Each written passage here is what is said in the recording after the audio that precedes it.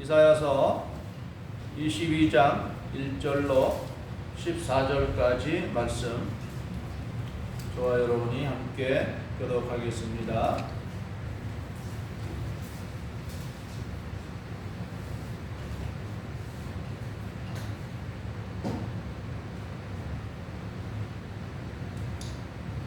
환상의 골짜기에 관한 경고라. 내가 지붕에 올라가면 어찌함인고. 소란하며 떠들던 성, 즐거워하던 고리여, 너의 죽임당한 자들을 칼에 죽은 것도 아니요 전쟁에 죽은 사망한 것도 아니라. 너의 관원들도 다 함께 도망하였다가 팔을 버리고 결박을 당하였고, 너의 멀리 도망한 자들도 발견되어 다 함께 결박을 당하였도다. 그러므로 내가 말하노니 돌이켜 나를 보지 말지어다. 나는 슬피 통곡하겠노라. 내 딸 백성이 평온하였으므로 말미암아 나를 미워하려고 힘쓰지 말지니라. 환상의 골짜기에 주 만군의 여호와께서 이르는 소란과 발핀과 혼란의 날이요 성벽의 무너뜨림과 산악에 사무쳐 부르짖는 소리로다. 엘람 사람은 화살통을 메었고 병것한 자와 마병이 함께하였고 기르 사람은 방패를 드러냈으니. 병거는 내 아름다운 골짜기에 가득하였고 마병은 성문에 정렬되었도다. 그가 유다에 덮었던 것을 먹기에 그날에야 내가 숲을 곳간의 병기를 바라보았고.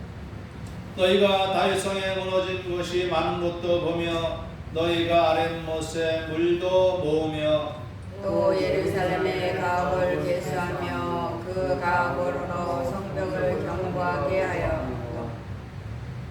너희가 또 옛 못의 물을 위하여 두 성벽 사이에 저수지를 만들었느니라.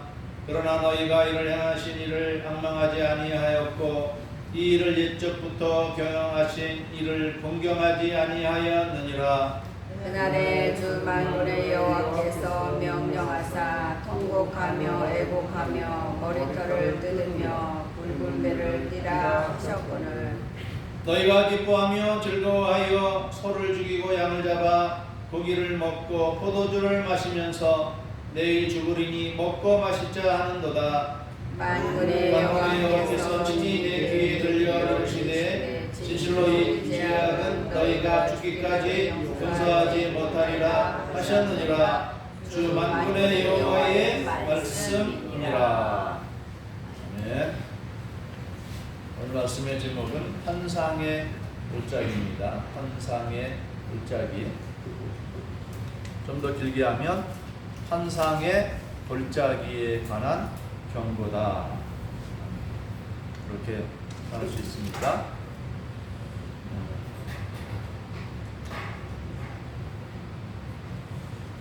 하나님이 이사야라는 사람, 선지자 이사야를 통해서 이스라엘의 앞으로 일어날 일, 이사야 선지자가 주전 739년부터 이 선지자 사역을 해서 주전 680년까지 약 60년 동안 이 선지자 사역을 했습니다. 그리고 이스라엘이 이 이사야 선지자가 오늘 말씀을 통해서 이스라엘의 멸망을 예언했는데 그 멸망이 이루어진 것은 주전 587년입니다. 물론 이제 그 전부터 605년부터 바벨론에 의해서 나라가 몇 번 멸망했는데 완전히 멸망한 것은 주전 587년 서기를 기준으로 해서 그 이전으로 587년이 이스라엘이 멸망한 때인데 이 이사야 선지자가 예언한 것은 그로부터 한 100여 년 전. 그러니까 이 오늘 말씀은 선지자 이사야가 예언을 한 것이 100여 년 이후에 성취된 것을 적어놓습니다. 오늘날에는 이런 선지자가 없죠. 오늘날에는 이제 성경이 다 이제 끝이 났습니다. 그러나 이때에 이 성경을 이렇게 모아놓으신 이유가 뭘까요? 하나님이 지금도 이 세상의 삶을 섭리하신다, 주관하신다. 마치 대통령들이 모든 걸 다 하고, 뭐 푸틴이나 트럼프나 이재명 대통령이나 대통령들이 시장에 모든 일을 다 하는 것 같죠? 그런데 그 보이지 않는 속에서 하나님이 일하신다. 이거를 알라고 하는 거죠. 그리고 하나님의 말씀은 절대로 땅에 떨어지지 않고 약속한 말씀은 반드시 이루어진다. 예언한 것은 반드시 이루어진다. 그것을 알게 하려고 오늘 우리에게 이 말씀을 주신 거예요. 현실적으로는 우리가 읽은 이 말씀이 우리와 아무 관계가 없어요. 다만 이 말씀을 성경으로 기록해서 우리에게 주어주신 이유는 하나님 지금도 살아계십니다. 지금도 각 사람 속에서 하나님이 성령을 통해서 일하고 계신다는 사실을 우리가 깨닫는 것이 중요해요. 왜 이런 고대에 있었던 일들에 대해서 우리 굳이 알아야 되는 그 의미가 있는 것입니다. 자, 오늘도 우리가 선지자 이사야가 예언한 것에 대해서 한번 풀어보도록 하겠습니다. 이 환상의 골짜기라고 하는 이것은 이스라엘을 향한 말씀인데, 여러분 환상이라는 말 알죠? 환상. 다른 말로 이상이라고도 하고, 이것은 하나님이 이 선지자 이사야에게 환상을 보여주었는데 그 골짜기가 보이더라, 이런 말입니다. 환상인데 골짜기가 보이죠. 골짜기. 무슨 골짜기일까요? 바로 예루살렘 성이 있는 그 산이 무슨 산이죠? 시온산이라고 합니다. 시온산. 근데 그 산에 골짜기가 있다. 1절로 보여줘야 되겠죠? 그 산에 골짜기가 보이더라. 그 골짜기 위에는 산이 있고 그 산 위에는 예루살렘 성이 있고 또 그 안에는 왕궁도 있고 성전도 있고 그렇습니다. 그런데 경고한다 이 말이에요. 경고한다. 내가 지붕에 올라가면 어찌함인고. 우리는 보통 지붕에 잘 안 올라가죠. 올라갈 일이 없죠. 아까 이제 우리 사모님이 그 옥상에 이제 화분이 있어서 물 주러 가고 올라가죠.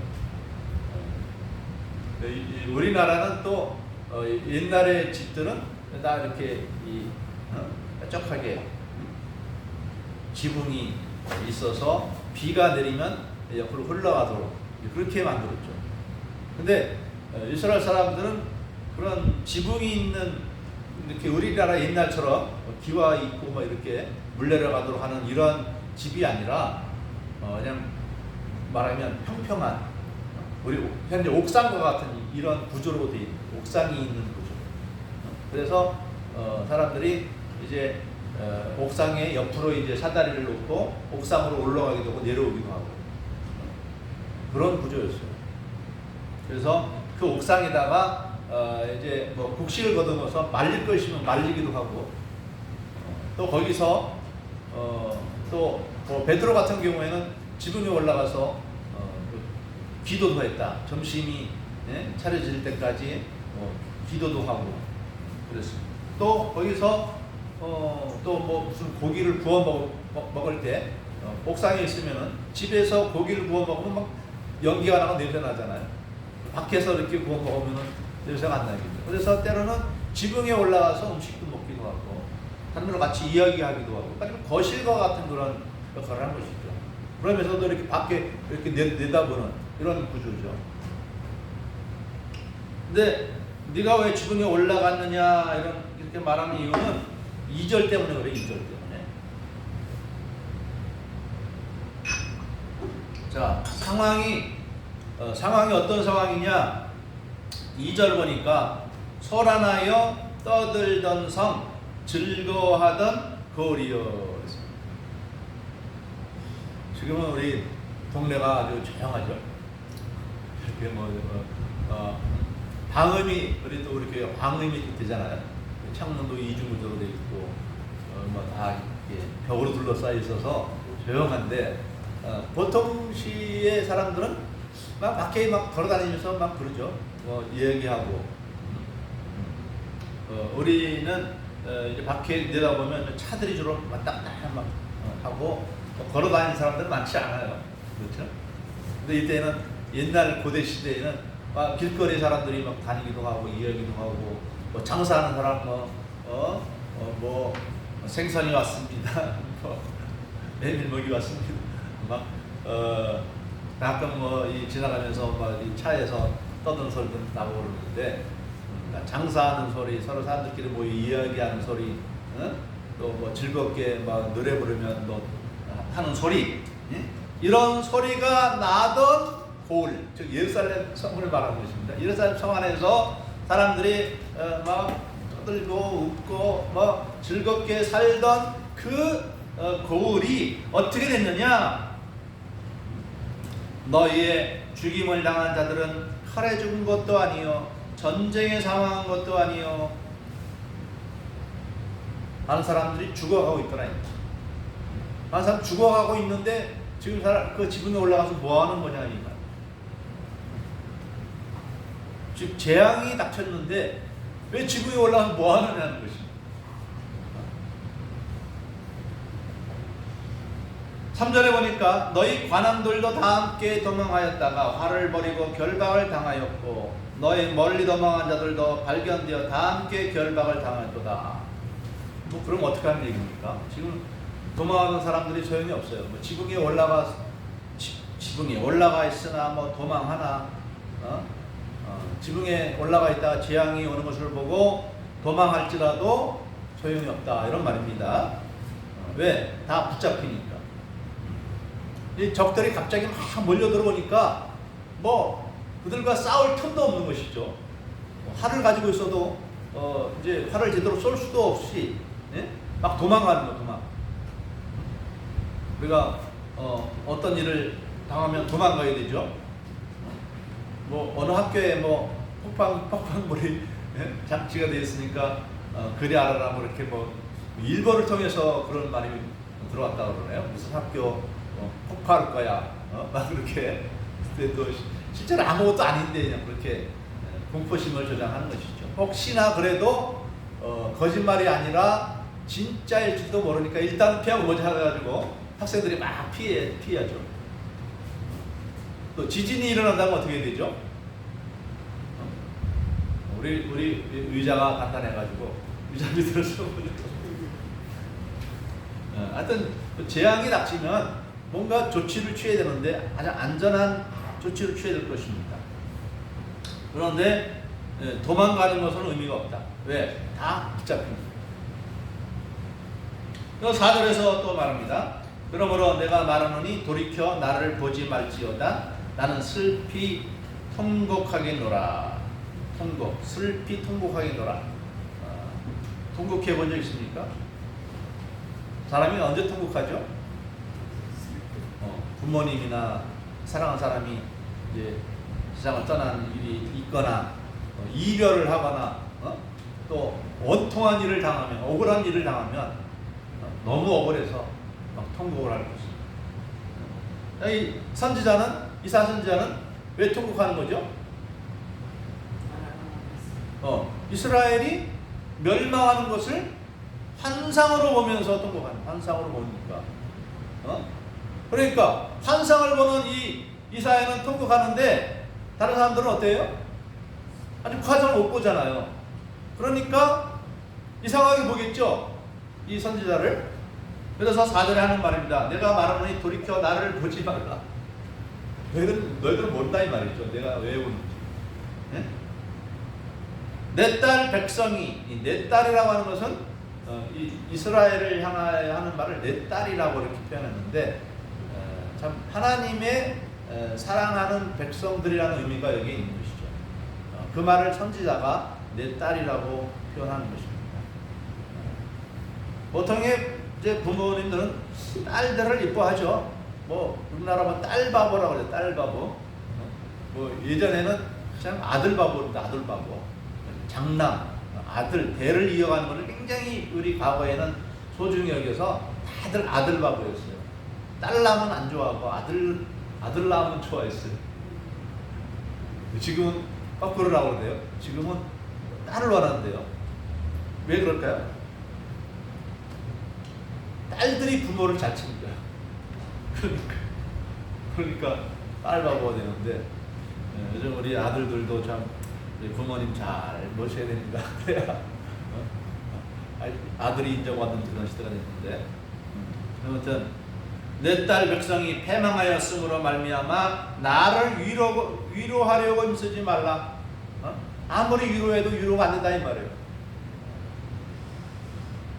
참 이 선지자가 자기 일은 아니지만 자기 나라가 멸망한다는 것에 대해서 참 심히 그 마음 아파하는 이런 모습이죠. 선지자의 마음.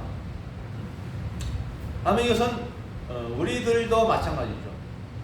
우리들은 예수 믿고 구원받고 영생이 확정되어 있기 때문에 우리는 미래에 대해서 걱정할 염려가 없어요. 그렇죠? 그러나 아직도 믿음 안에 있지 못한 사람들을 보면 우리는 구원에 확신 있는 사람들은 그 마음에 늘 마음의 아픔이 있는 거죠. 내 부모님이 언제 예수 믿을까? 내 자녀가 언제 예수 믿을까? 내 형제가 언제 예수 믿을까? 그걸 보면서 늘 아픔이 마음이 있는 것이죠. 그래서 우리가 그들을 위해서 눈물로 기도하지 않겠습니까? 그러면 대부분이 다 구원받는 은혜의 길로 돌아옵니다. 우리는 이런 소망을 두고 우리 하나님께 우리 이 중보의 기도라고 하죠. 중재의 기도. 아직도 믿지 않는 영혼들이 이 어둠의 눈을 떠서 주님께 돌아오도록 위해서 기도해야 되는 것이죠. 그때의 눈물은 우리가 내가 멸망당해서 오는 것이 아니라 내 사랑하는 사람들이 아직도 행복을 찾지 못하고 어둠 속에 방황하는 것에 대해서 마음 아파하는 것이죠. 공감하는 것이죠. 또 환상이 계속됩니다. 5절에 환상의 골짜기에 주 만군의 여호와께서 이르는 소란과 발핌과 혼란의 날이요 성벽의 무너뜨림과 산악에 사무쳐 부르짖는 소리로다. 이건 뭐죠?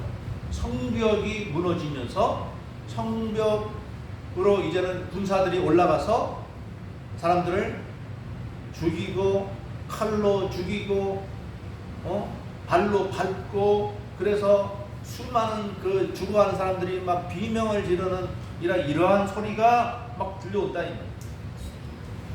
6절에 엘람 사람은 화살통을 메었고 엘람 사람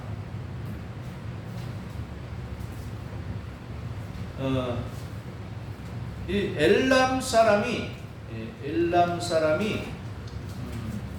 나중에는 이때는 바벨론에 속한 엘람 사람들입니다. 그런데 또 바벨론을 멸망시키는 것은 메데파사거든요. 그때도 엘람 사람이 나옵니다. 이 무슨 말인가 하냐면 이 엘람 사람이 말하면 시리아 지역에 있는 군사들인데 이 사람들은 활을 잘 써. 그래서 이 아수르가 정권을 잡으면 이 엘람 사람들의 그 병력을 그대로 자기가 사용하는 거예요. 그래서 이스라엘 멸망시킬 때 엘람 사람들을 데리고 와요. 또 바벨론 정권이 또 이 정권을 잡으면 역시 마찬가지입니다. 엘람 사람들 데리고 또 와요.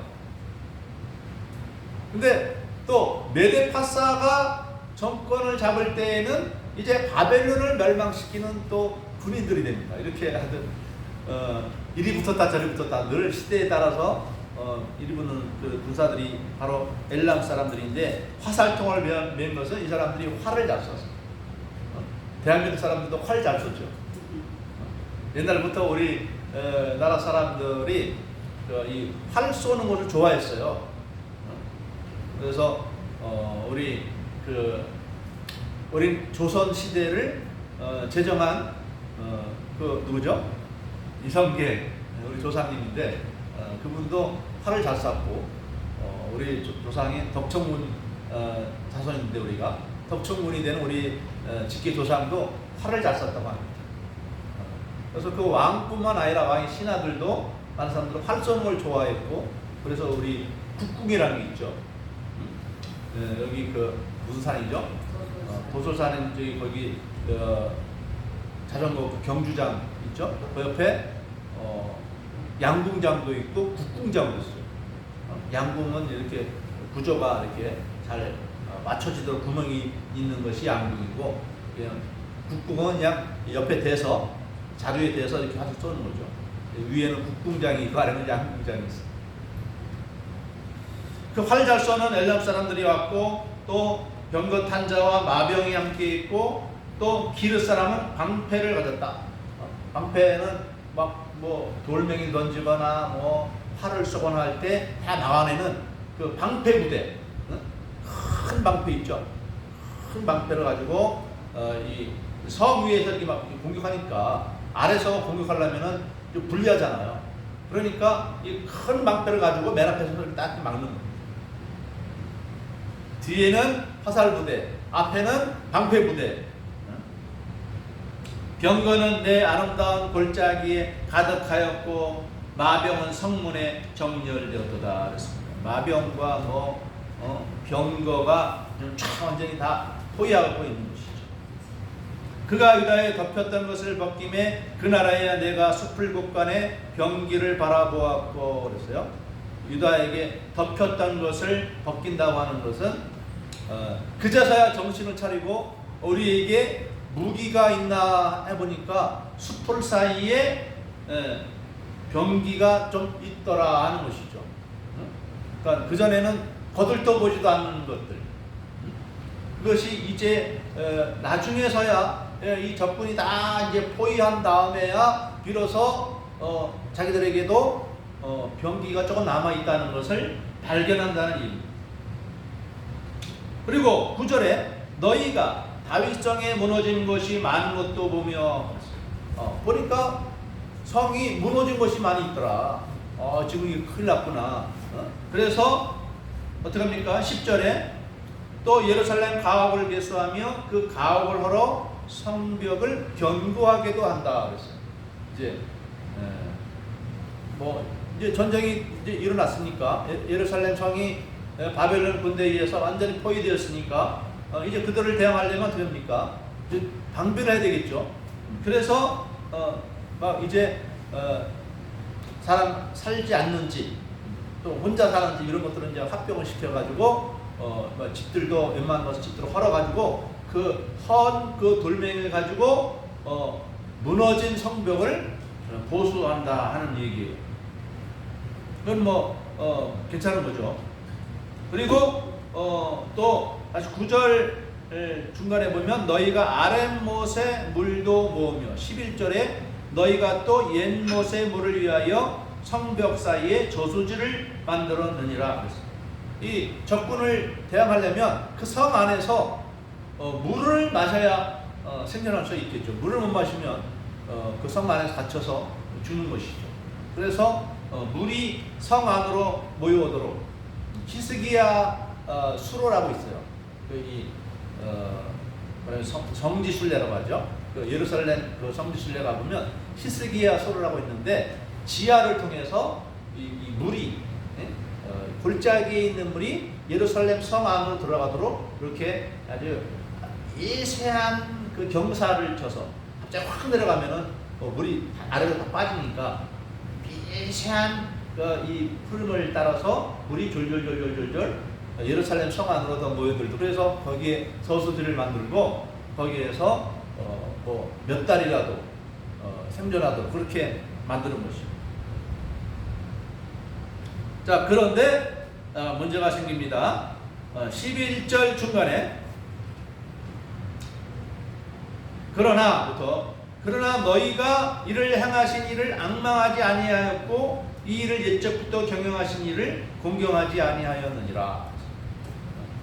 즉 하나님이 선지자 이사야 때부터 이런 일이 있을 거라고 예언해 놨는데 멸망하던 때에 그 이스라엘 백성들은 그 선지자 이사야 말을 전혀 듣지를 않고 그냥 아주 퍼져 있는 것이죠. 그래서 그러한 어려운 상황이 다가왔는데도 하나님을 의지하지 않는다. 뭐만 의지해요? 자기들이 성벽을 쌓고 또 무기를 준비하는 것으로 그것으로 마음을 안정을 누리려고 하는 거예요. 그래서 12절에 하나님이 말씀하십니다. 12절 그날에 주 만군의 여호와께서 명령하사 통곡하며 애곡하며 머리털을 뜯으며 굵은 배를 띠라 하셨거늘 그랬어요. 이 말은 무슨 말입니까? 너희가 회개하라. 하나님을 경외하지 않고 자기 마음대로 살고 죄를 범하며 살아가는 그 삶을 속히 회개하라. 그러니까 그것 때문에 지금 하나님이 이스라엘을 멸망시키려고 하고 있는데 이들은 회개할 생각을 안 하고 어떻게 하고 있느냐? 13절 말씀입니다. 너희가 기뻐하며 즐거워하여 소를 죽이고 양을 잡아 고기를 먹고 포도주를 마시면서 내일 죽으리니 먹고 마시자 하는도다. 앞으로 뭐 무슨 일이 있건 무슨 상관이냐? 우리 어차피 이제 죽을 거 잘 먹고 즐기며 살자 이런 것이죠. 그래서 14절 하나님이 이 말에 대해서 말씀합니다. 함께 읽어보겠습니다. 14절 만군의 여호와께서 친히 내 귀에 들려 이르시되 진실로 이 죄악은 너희가 죽기까지 용서하지 못하리라 하셨느니라. 주 만군의 여호와의 말씀입니다.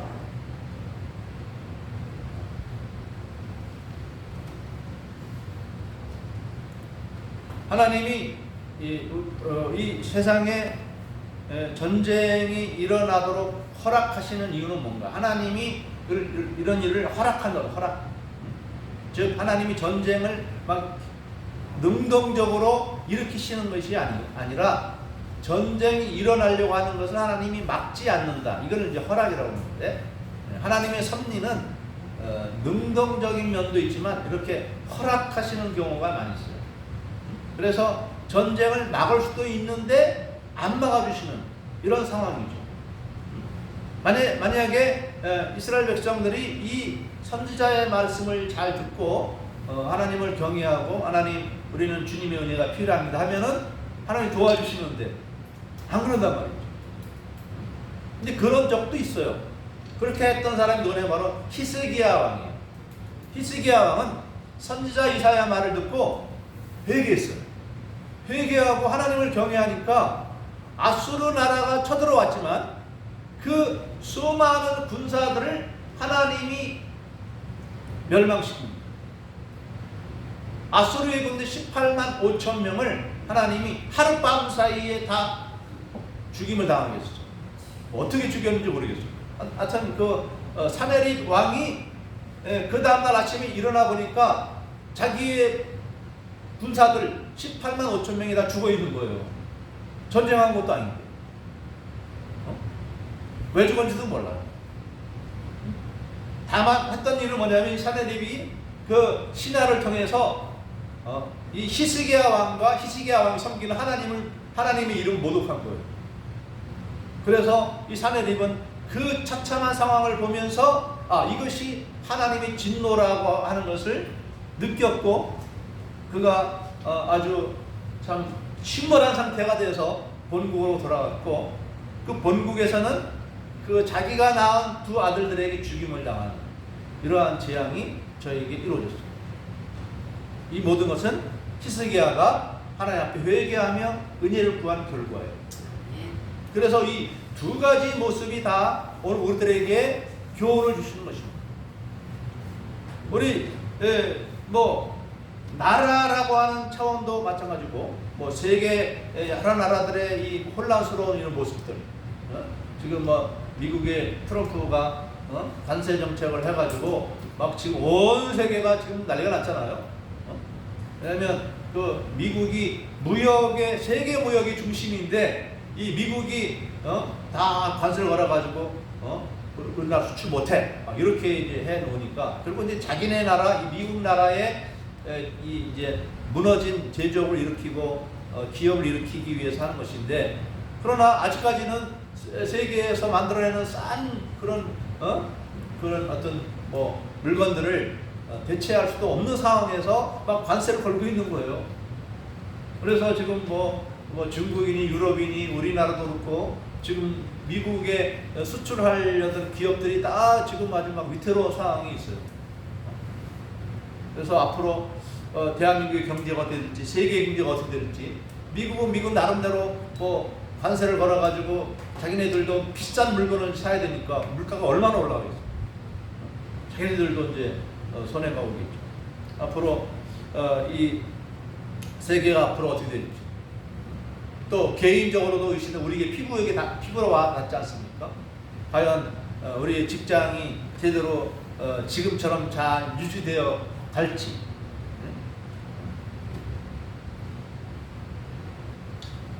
우리는 또 개인적으로도 우리의 이 상황에도 이러한 여러 가지 암담하고 어려운 상황이 다가올 때 우리가 힘써야 할 일은 무엇입니까?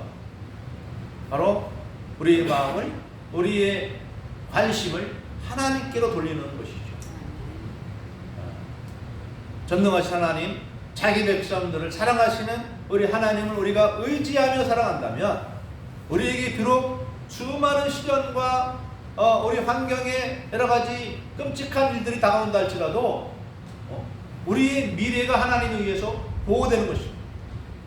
마치 하나님이 애굽 땅에서 자기 백성들을 건져내서 이 광야의 길로 들어섰는데, 광야에 살아가고 있는 자기 백성들의 그 삶을 위해서 하나님이 어떤 조치를 베풀어 주십니까? 낮에는 구름 기둥으로, 밤에는 불 기둥으로. 요즘 엄청 덥잖아요. 엄청 더우니까 하늘에 이 구름이 착 끼면은 얼마나 시원해집니까? 제가 어릴 사람과 밭에 가서 일을 하는데 약간 이제 해가 저물 쯤 돼서 이제 가서 밭에 가서 일을 해야 되는데 마치 그 산 위에 구름이, 검은 구름이 이제 서니까 햇빛이 딱 차단되는 거예요. 그러니까 이 뜨거운 열기가 안 느껴지고 그 구름에 의해서 시원해지는 거예요. 그래서 하나님이 이 강자를 걸어가던 이스라엘 백성들에게 구름 기둥이라는 걸 세우셨구나. 왜? 구름이 껴서 하늘에 햇빛, 뜨거운 햇빛이 이스라엘 백성들 위에 내리치지 못하도록 그렇게 하셨구나. 하나님은 자기 백성들을 사랑해서 어떤 상황이든지 지켜주시고 돌보아주시는 것입니다. 먹을 만나를 주시고, 또 물이 없다고 하니까 또 바위를 터뜨려서 바위 속에서 샘물이 콸콸콸콸 흘러나오도록, 시냇물처럼 샘물이 흘러나오도록 그렇게 하시는 능력의 하나님이십니다. 우리는 오늘날 참 미래를 예측할 수 없는, 내 개인의 미래도 어떤 미래가 나에게 다가올지 참 예측할 수 없는 이런 시대를 살아가고 있습니다. 저 역시 마찬가지죠. 또 2년 후면 저도 이제 은퇴를 해야 되는데, 은퇴 이후에 내 삶은 어떻게 될지 나도 알 수가 없어요. 그렇죠? 누구도 알 수 없지 않습니까? 그러나 하나님을 경외하는 자에게는 하나님이 능력으로 지켜 돌보아 주십니다. 이 세대에 이러한 알 수 없는 환경으로 우리를 인도하시는 이유는 우리의 마음이 항상 하나님을 향하여서 갈급한 마음이 되도록, 그것을 가난한 마음. 왜냐하면 내 힘대로, 내 뜻대로, 내 능력대로 이 세상을 살아갈 수가 없잖아. 아무리 능력이 있어도, 아무리 지혜로워도 하나님의 인도하심이 있으면 복된 길로 나가는 것이고, 그렇지 않으면 우리 앞에 참 암담한 우리의 미래를 우리는 헤쳐나갈 수가 없는 것입니다.